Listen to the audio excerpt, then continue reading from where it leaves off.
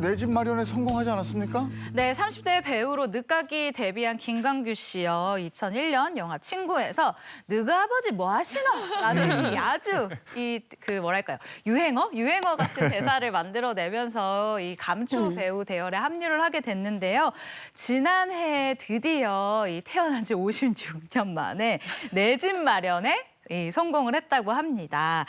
바로 인천 송도 국제 신도시에 자가를 마련을 한 건데요. 한 방송에서 이 집을 공개를 했었어요. 이 집 50평대의 널찍한 구조, 그리고 자동 커튼, 모션 베드, 인공지능 하우스 시스템 등 정말 없는 것 빼고 다 있는 그야말로 요즘 집이라고 할 수 있는데요. 아주 입가에 미소를 가득 띠고 있는, 미소를 숨기지 못하는 모습이 인상적이었습니다. 아니 근데 왠지 지금까지의 얘기를 들어보면 부동산에 발등 찍힌 경험이 없을 것 같은데 발등을 찍혔다는 거죠. 이게 도대체 언제 있었던 일일까요? 사실 김광규 씨가 자가 내 집 마련할 때까지 우여곡절이 많았어요. 서울 올라와서 처음에 햇볕 잘 들지 않는 반 지하방에서 시작해서 원룸 갔다가 반전세 갔다가 이렇게 우여곡절 그때 근데 한 모든 정말 모아가지고 13년 만에 서울 상경 13년 만에 강남의 한 빌라를 산 건 아니고 전세.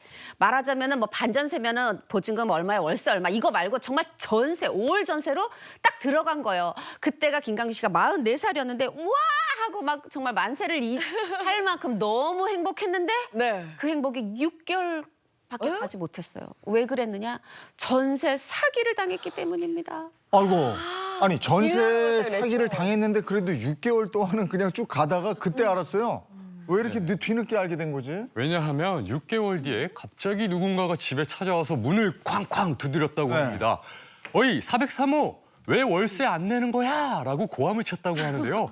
바로 집주인이었었다고 합니다. 알고 보니 부동산 사장이 김광규 씨에게 사기를 친 거였었는데요. 어떻게 된 사연인지 김광규 씨의 입으로 직접 한번 들어보시죠. 저는 부동산 사장이 이제 사기를 친 거고, 여기 빌라를 거의 뭐 통으로 월세를 주고 목돈을 받고 집주인한테는 월세를 주는 거지. 내고 있었던 월세를 주는 거죠. 그거 중간에 날른 거예요? 그렇지. 그거 요즘도 많이 나와. 요즘도 많아. 뉴스에 나오더라고요. 네. 요즘 지금 계속 나오고 있어요. 그럼 얘를 잡아야 되는 거잖아 지금. 잡혔죠. 그래도 돈 잡혔는데 자기는 배째랑 돈다 썼다? 돈 없다. 그 당시에 그때 그 동네 한 70억 정도 터졌어요. 그 정도면 그냥 살다 나오지. 쑥대밭이 돼버렸죠. 아니 근데 부동산 하시는 그 관계자에게 사기를 당한 거잖아요. 그거는 또 저는 처음 듣네요. 그렇죠. 원래 이 부동산 계약할 때는 집주인, 임대인하고 집 빌리려는 임차인이 꼭 만나서 해야 되잖아요. 네. 물론 집주인이 못 나오면 대리인이 나올 수도 있는데 이 흔히 이제 김광규 씨 경우는 아니지만 예를 들어서 대리인이 나는 전세 보증금 거금 받아놓고 이 집주인한테는 월세 났어요 이런 다음에 보증금 조금 주고 이렇게 해서 그 거금을 갖고 도망가는 경우가 있어요. 이걸 이중계약이라고 그러는데 김광규 씨가 당한 게 이중계약은 이중계약인데 더 기가 막히게 대리인이 있었던 것도 아니고 지금 들으신 것처럼 부동산 사장한테 당한 겁니다. 이 부동산 사장이 말하자면 똑같이 월세 났어요 하고 주인한테는 말하고 김광규 씨한테는 전세 보증금을 받았던 그런 상황이었는데요. 아니 사실 이게 그 본인이 왜 그러면 김광규 씨가 이런 일을 당했을까요? 이렇게 우리가 이제 등기부등본 보잖아요. 네. 아무 문제가 없더라는 거죠. 그러면 나 부동산 사장 아는 사람이고 그래 그러면 나 이제 주민센터 가가지고 확정일자 받으면 되겠지라고 생각을 했다는 겁니다. 그러나 이런 어마어마한 일이 벌어졌고요. 그래서 김광규 씨가 얘기합니다. 부동산 계약하실 때요 꼭 집주인 만나서 하시고요. 이 사람 집주인이라고 그냥 집주인 하지 마시고 신분증 꺼내서 얼굴까지 집주인 맞는지 꼭 확인하고 계약하라고 당부합니다. 아니 그건 꼭 그렇게 하셔야 돼요. 집주인하고 맞아요. 직접 만나서 계약을 해야지. 그걸 어떻게 믿어? 이런 일이 너무 많으니까 말이죠. 근데 너무 속상했겠네 그때. 네, 김광규 씨가 한 방송에 출연해서 이렇게 얘기를 합니다. 사기당해서 그 돈을 갚아나가는 심정은 아무도 모를 거다.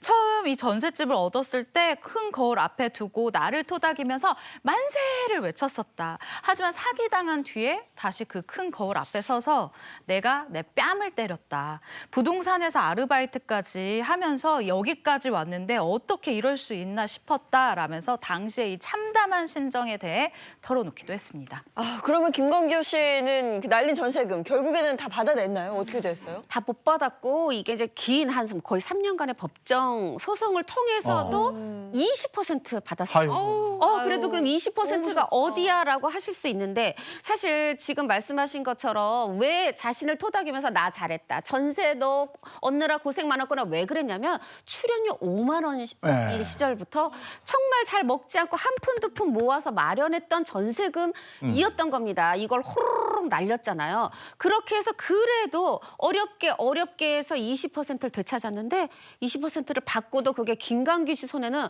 거의 들어오지 않았다. 그래요? 왜 그랬는지 김광규 씨한테 직접 들어보시죠. 제가 3년 동안 법정으로 섰잖아요. 그 돈 또. 그 3년 동안에 또 있는 기간을 또 월세로 까더라고. 야. 그게 굉장히 그러니까 얼마 남지 않아요. 아, 마음이 진짜 안 좋았겠네요. 안 좋았죠. 그대로 사람 그래서 못 믿지. 그 충격으로 출연료를 좀 올렸죠. 그 와중에 또 네, 깨알. 아니 근데 그러니까 그 집주인도 피해자였던 거구나. 월세를 먹. 그러니까 그걸 갚은 거예요. 그렇죠. 예, 그거죠. 근데 사기 당한 이후에 일이 더 잘 풀렸다면서요? 네, 맞습니다. 전세 사기 당하기 전까지 김광규 씨는 돈을 정말 아껴 쓰는 편이었다고 합니다. 전세 사기 당한 이후에 비싼 밥도 아껴 먹었고 뭐 어디다 쓰겠냐 뭐 이런 마음이 들어가지고 과감히 비싼 밥도 서슴없이 먹게 됐다고 하는데 반전인 건 전세 사기 재판이 진행되는 동시에 드라마에서 판사 역할로 캐스팅이 됐고 후원대로 광고도 찍게 됐다고 합니다. 이렇게 전화위복이 되는 계기가 됐다고 하네요. 네, 그런데 김광규 씨가 이런 얘기 한 적 있죠. 부동산 이 매매 시기를 놓쳐서 전세 사기보다 가슴이 더 많이 아팠다. 네, 그거 어떻게 된 얘기일까요? 네, 과거 서대문구 난가자동에 살던 김광규 씨가 강남으로 이제 이사를 했는데요. 당시 부동산 사장님이 이 집을 사라라고 얘기를 했대요. 근데 김광규 씨가 전에 한번 당한 그 기억이 있잖아요. 그러니까 내가 어떻게 해야 되지 싶었는데 뉴스에서 마침 집값이 더 내려갑니다라고 이야기를 했다는 거예요. 그래서 김광규 씨가 봐, 뉴스를 봐야 돼 라면서 그 말을 믿고 기다리다가 집값이 정말 부동산 사장님 말대로 몇 배가 엄청 올랐죠. 엄청 올랐었던 그 시기가 있잖아요. 간이 이게 본인 표현입니다. 간이 작았던 김광규 씨 그때 이 대출받을 생각을 못하고 이 전세 사기를 당했었던 이 기억보다 내가 못 사서 집 가격 올라가는 그 집에 살고 있는 게 더 가슴이 아팠다. 이 특유의 재치 있는 이야기를 하기도 했습니다. 김광규 씨는 이제 뉴스 안 보시겠네. 56년 만에 그래도 내 집 마련을 했어요. 네. 거기서 행복하게 잘 살고 있나요? 어떻게 하고 있나요? 지금 전세 사기 당한 지 12년 네. 만에 그래도 내 집을 샀잖아요. 아까 막 만세 부르고 좋아했다고 했는데 그 좋아하는 게 6개월 밖에 또 가지 못했다고 그래요. 에? 사람이 원래 서 있다 앉으면 그다음에 눕고 싶잖아요. 처음엔 내 집 마련해서 너무너무 좋았는데 그게 인천 밑에 거기 서해안 가까이 그 아주 좋은 신도시 아닙니까?